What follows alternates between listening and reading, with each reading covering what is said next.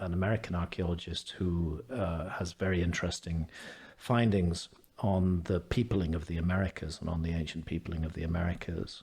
And he was told if he did an interview with me, he would no longer have any association with his university. You're that dangerous, Graham? Yeah, apparently that dangerous. Wow. And the reaction to my Netflix series from archaeology was literally to say in print, we know there was no lost civilization. We know there was no civilization during the Ice Age. How arrogant. It's incredibly arrogant, and how can they possibly know that? Science doesn't know. That may be their opinion. Yeah, that's an opinion. And they're welcome to it, but they don't know that. No, they were not and there. I think it's important to be clear here that there are huge areas of the world that have never been studied by archaeology at all. And the areas that I point to... Underwater? Yeah, most prominently. Yeah. Are the 27 million square kilometers of land that were submerged by rising sea levels at the end of the last ice age. 120 meter rise in sea level at the end of the last ice age. That submerged 27 million square kilometers of the best real estate on Earth that was above water during the ice age and is underwater now. And relatively little work has been done in marine archaeology. And when it is done, it tends to be focused more on material from the historical era, like shipwrecks, for example.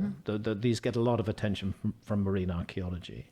Then you have another enormous black hole is the Sahara Desert.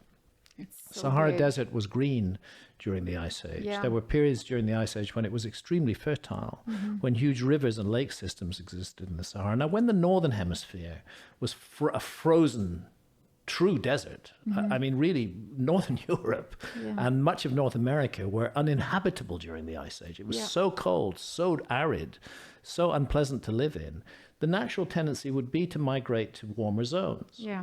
And the Sahara Desert, yes, there's been some archaeology there, but very little by comparison with the roughly 9 million square kilometers that the Sahara Desert covers. And I think there's also there are two examples that I'm sure you're very aware of, but underwater, in the Cuban coast, in 2001, they went there. They were trying to find gold, I think. Yeah. And they finally found a city that seemed to be submerged by water. She's rather disappeared from the public narrative. That's it. So the Nat Geo bought the right to that story, and they never published it, and we never heard about it. And that's the same with the Sphinx, with the archive room, or I don't know what's beneath the paw, left paw. The notion of a hall of records under the Sphinx. Well, this is an interesting point. And it's one of the things that archaeologists try to do is to present themselves as real scientists. Yeah, of course. They want to present themselves as people who weigh stuff, measure stuff, and count stuff. Right. They're very materialistic in that sense, and they're extremely suspicious of anything that isn't in that weighing and measuring and counting narrative. And it so happened that there was an American psychic called Edgar Cayce. Edgar Cayce, exactly. And he said we would find something. Edgar Cayce made this proposition that from his trance experiences, that the Hall of Records of Atlantis, one of several, not the only one, was hidden beneath the left forepaw of the Sphinx. Well, immediately, such a notion became taboo for archaeologists. They couldn't possibly accept that any truthful information had come through trance experiences. Even though he said a lot of true things. He did say a lot of true things, and this stopped any investigation into whether the ancient Egyptians themselves said things like that, and they did.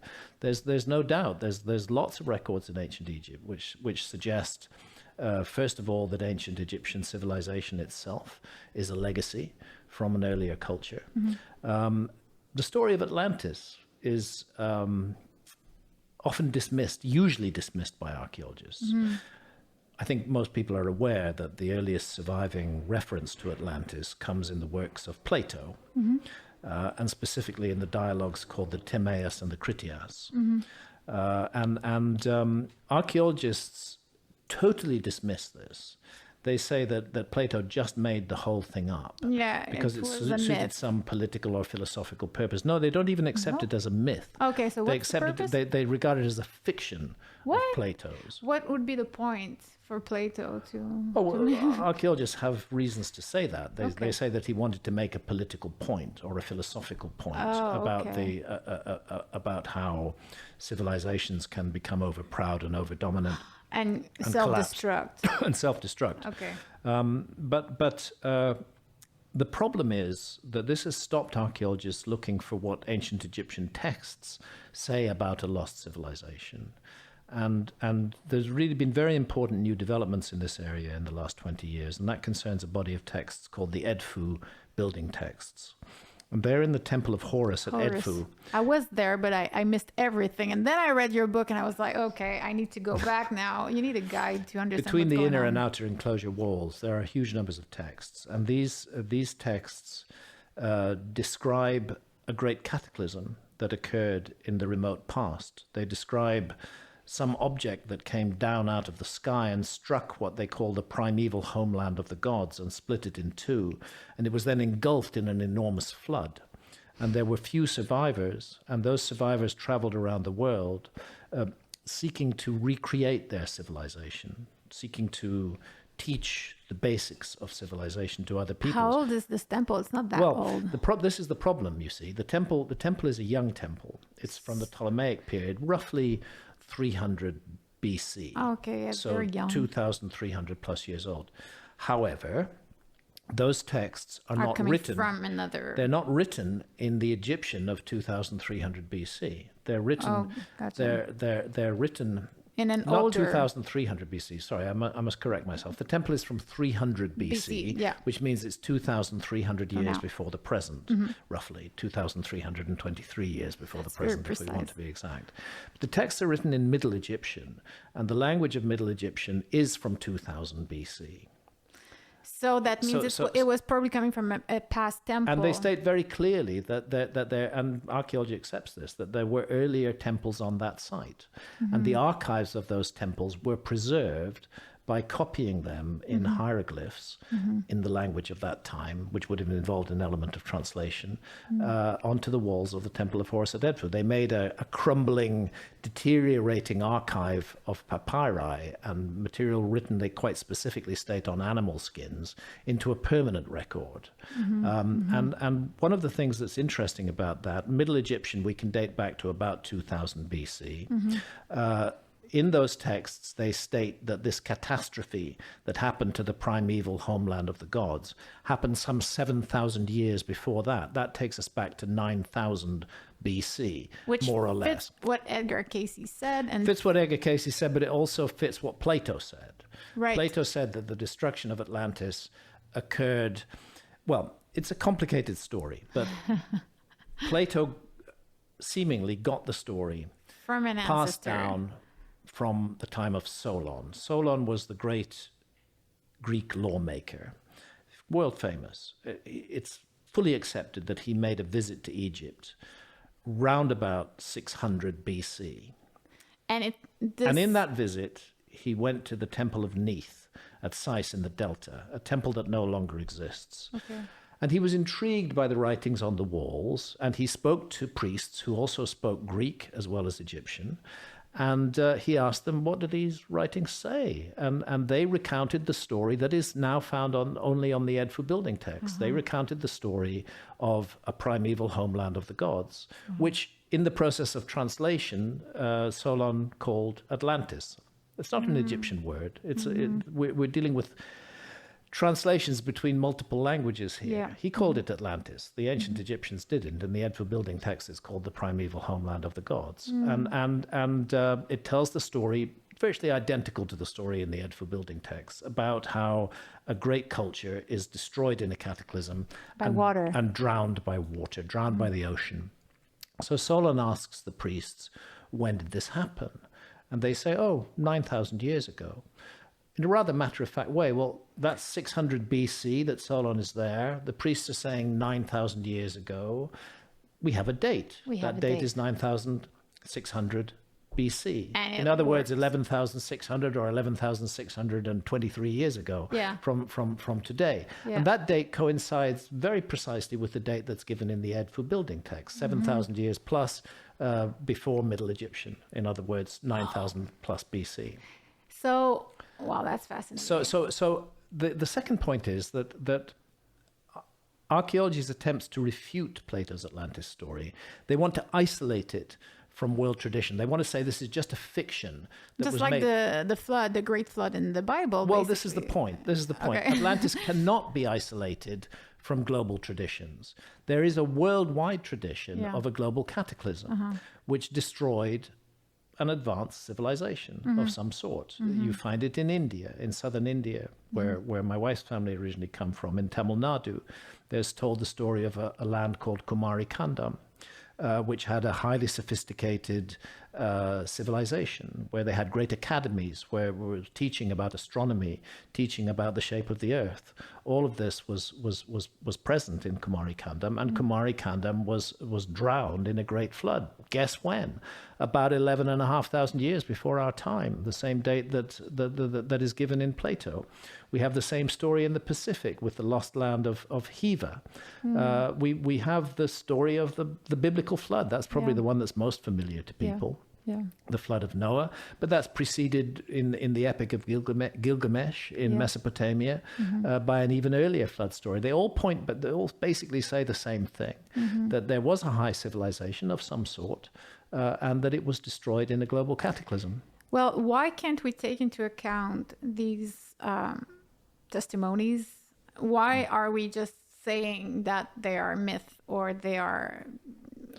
Because the notion of a lost civilization of the Ice Age, and we're talking about the Ice Age here when we go back before 11,500 years ago, pulls the rug out from under the feet of the whole edifice of archaeology. It's something that archaeologists are most unwilling to accept. And this is where we enter an area which isn't scholarship, it's propaganda.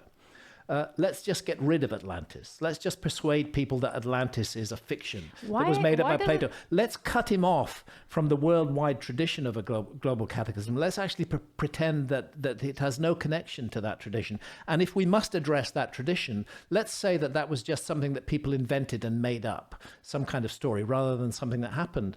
And this is so contrary to reason and contrary to logic, when we know that there were episodes of enormous flooding at the end of the last ice age, when we know that sea level rose 120 meters, when we know that enormous areas of the earth were submerged by those rising sea levels. Well, the Sphinx has water erosion on it. Well, the water erosion on the Sphinx is a separate issue from rising sea levels. Is it? And it's to do... Oh, because it was heavy rain. It's to do with rain. The episode called The Younger Dryas, which I and others pinned down as perhaps one of the most important episodes in, let's use the word loosely, the relatively recent story of the human race. Remember that human beings, anatomically modern human beings, have been around for at least 300,000 years, possibly more than that. The date keeps on getting pushed back. Officially? But yes, we have skeletal remains from Morocco, which are anatomically modern humans, and they're 300,000 years old. It doesn't really work with Darwin's evolution theory. I don't think it's a problem for. I don't No? think it's a problem for evolutionary theory. Okay. We can talk about evolutionary theory. That's another. That's an matter interesting one. It's a theory. altogether. Yeah.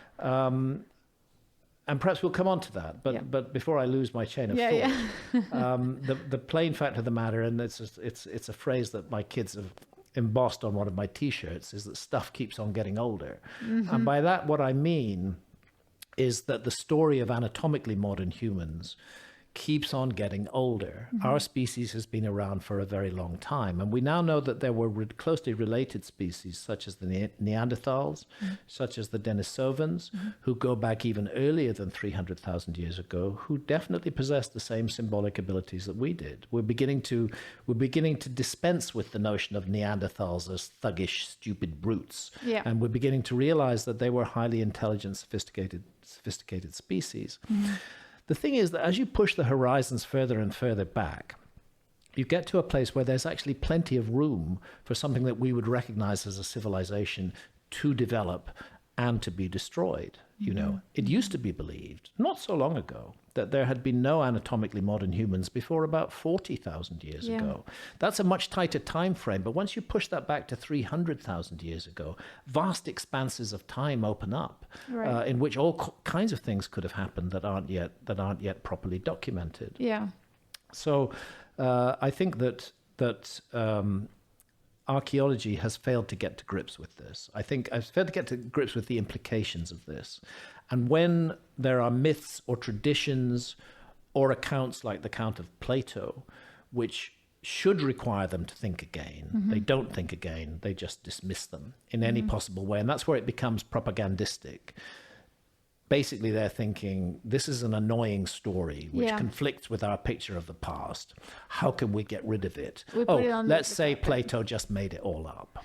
Yeah, that's convenient. It's convenient. Yeah, but it doesn't satisfy my curiosity, and it doesn't satisfy a lot of people. So I guess that's why we're calling the holes more and more in their narrative, and that's probably why you're being considered dangerous. Yeah, because you're a threat to the narrative, the official narrative. I'm a threat to the official narrative. Yeah, and what archaeologists have tried to do in calling me dangerous and saying that I'm a threat to the official narrative is saying, goodness knows what's going to happen next. If people start questioning us, they're going to question everything else.